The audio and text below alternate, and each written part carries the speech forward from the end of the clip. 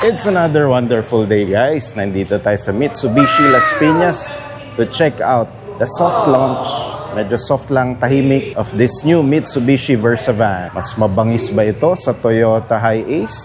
Pangmalakasan ba to? Tatalunin ba ang Nissan or van? Magkano kaya ang presyo nito? Ano ang aking likes at dislikes sa bagong van ng Mitsubishi? We'll all find out.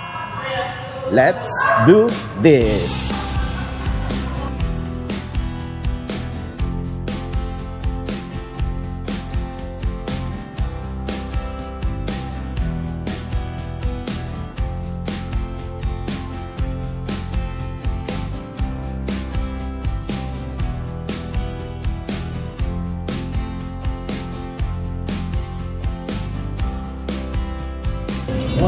Let's do this and watch Tito Rich. Let's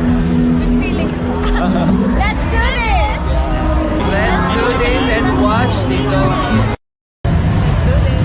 Let's do this and watch Tito Rich. Let's do this and watch Tito Rich. Let's do this and watch Tito Rich. Let's do this and watch Tito Rich. Let's do this and watch Tito Rich. Let's go. O sige, manood kayo kay Tito Rich. Lagi po kayo manood ng Tito Rich. Siyempre, Guys, papalo Tito Rich sa mga vlog.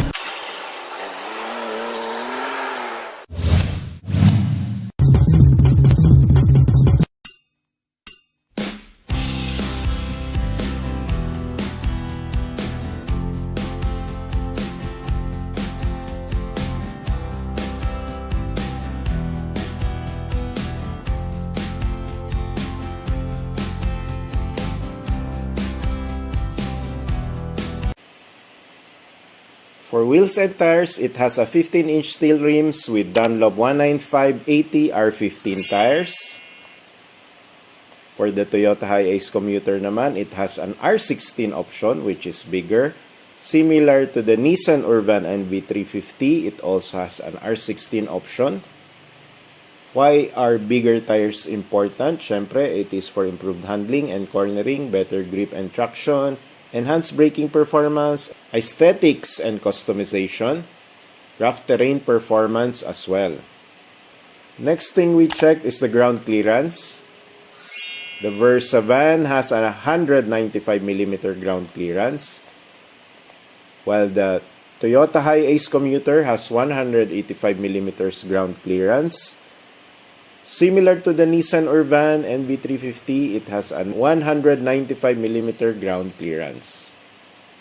Higher ground clearance is generally better, especially in the Philippines, dahil unpredictable ang flooding dito sa atin, maraming deep potholes, uneven road surfaces, and yung mga high-speed bumps kahit sa expressway. So, vehicles with higher clearance, typically mga SUV, pickups, have better undercarriage protection and improved visibility as well as increased confidence when wading through shallow floods common in urban areas.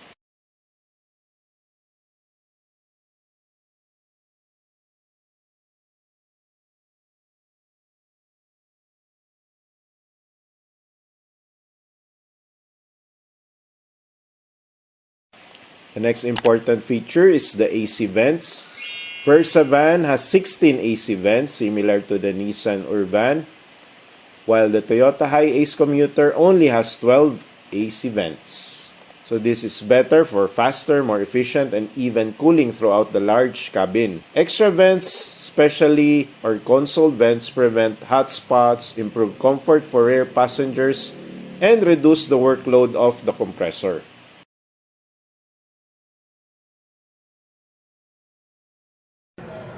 Here again, this is limited lang, sir. Okay. 500.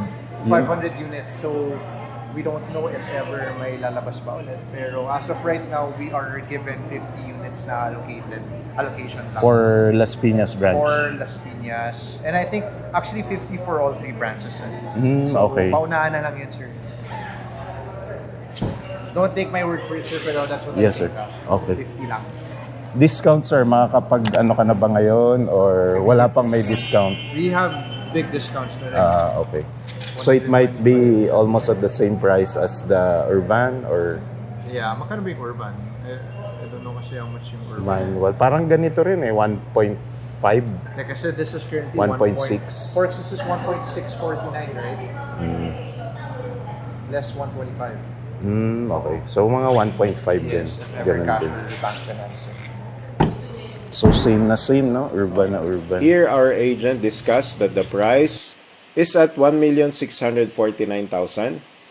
For the discount, siya na lang po ang tawagan niyo.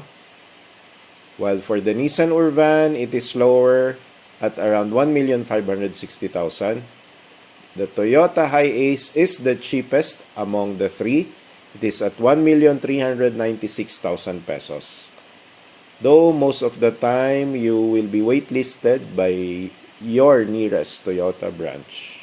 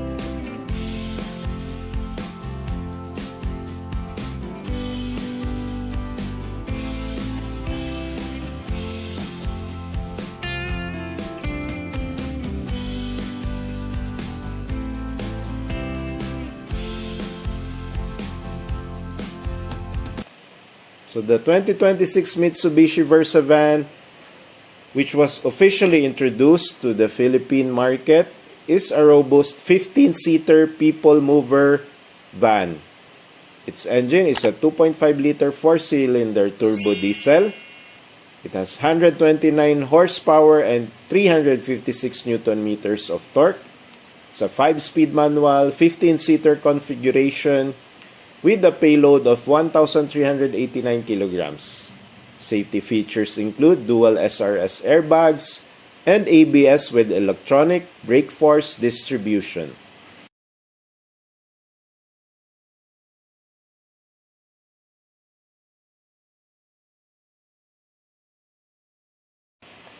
It has the same exact engine as the Nissan Urban NV350.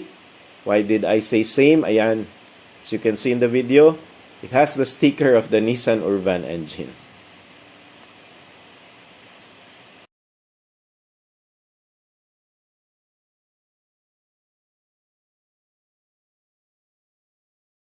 For the torque, it has 356 Newton meters of torque or 1,400 to 2,000 RPM.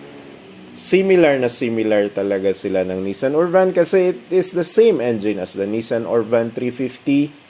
It also has the same 356 Newton meters of torque, higher than Toyota Hiace Commuter which only has 300 Newton meters of torque.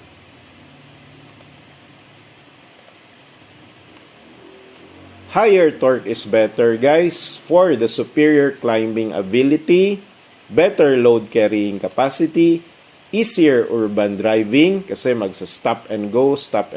Ideal for diesel engines. It causes less engine stress.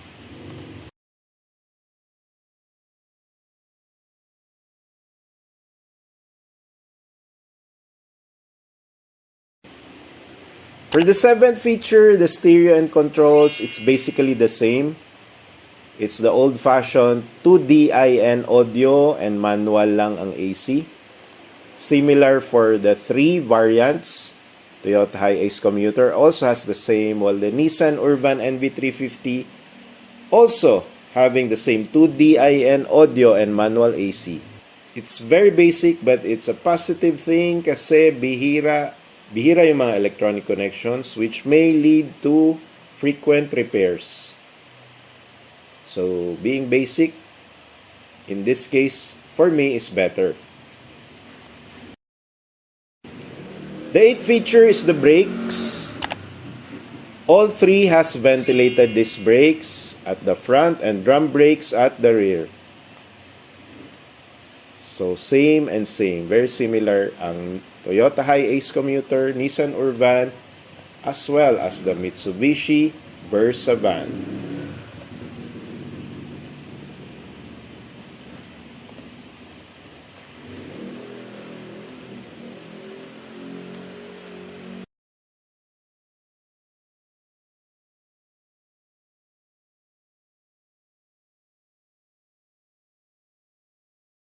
The 9th most important feature is the fuel tank.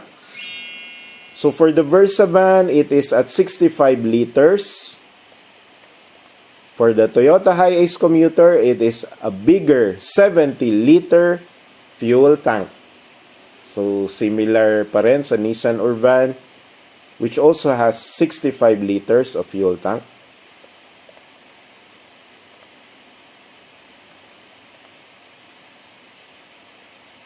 Of course, a bigger fuel tank is beneficial, especially in the Philippines, due to the increased driving range, allowing motorists to avoid frequent and time-consuming stops at gas stations.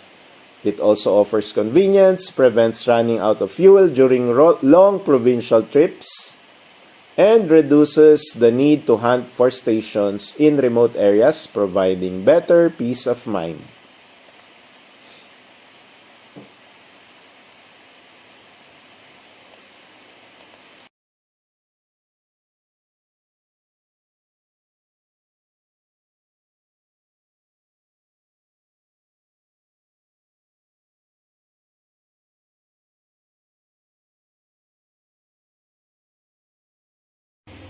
Another important criteria is the fuel consumption. The Mitsubishi Versa van has fuel consumption of 13.53 kilometers per liter, similar to the Nissan Urban with a 13.5 kilometers per liter fuel consumption, while Toyota Hiace Commuter is left behind with a 12.5 kilometers per liter fuel consumption. So you can save more on diesel with the Nissan Urban or the Mitsubishi Versa van.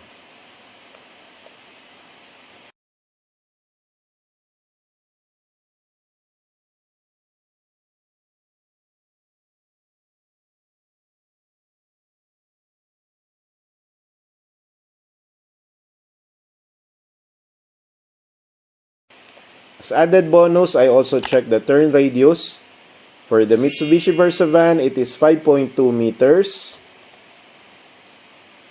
similar to the Nissan Urban, while for the Toyota Hiace Commuter, it is only 5 meters turn radius. A smaller turning radius is generally better for everyday driving, particularly in urban areas.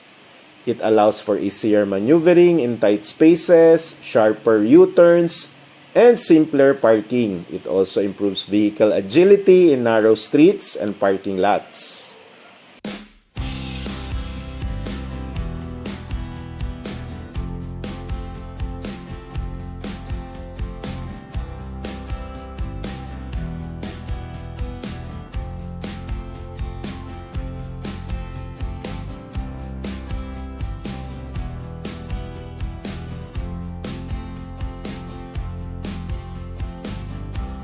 Hi, I'm Josh Tablante. I'd like to invite you guys to come over here to Mitsubishi City Motors Las Piñas. We have our new Versa van here, so you guys can check it out. We have other units that you guys can check out as well. My number is 0917-550-4582. It will be down here. So, see you guys soon. As conclusion guys, common sa tatlong van, like the Toyota Hiace Commuter, Nissan Urban, and the Mitsubishi Versa van, ang number of airbags, old school na stereo and controls, basic 2DIN audio and manual AC. For the braking system, it's the ventilated disc brakes and the front and drum brakes at the rear. If you want naman lower priced, bigger engine size, and better turn radius as well as bigger fuel tank capacity, you can go for the Toyota Hiace Commuter.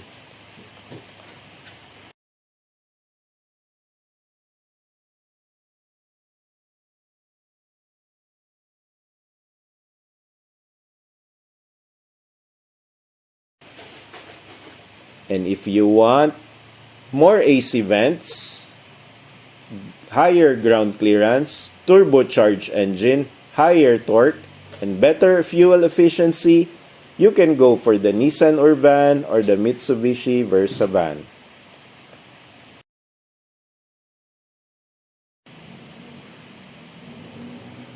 So, some titos will mention I will prefer the Toyota Hiace Commuter due to cheaper parts and cheaper maintenance. Pero right now guys, almost the same na lang ang price ng parts as well as maintenance expense and PMS ng mga Mitsubishi brands and Nissan brands. Until our next review and video guys, thank you. God bless.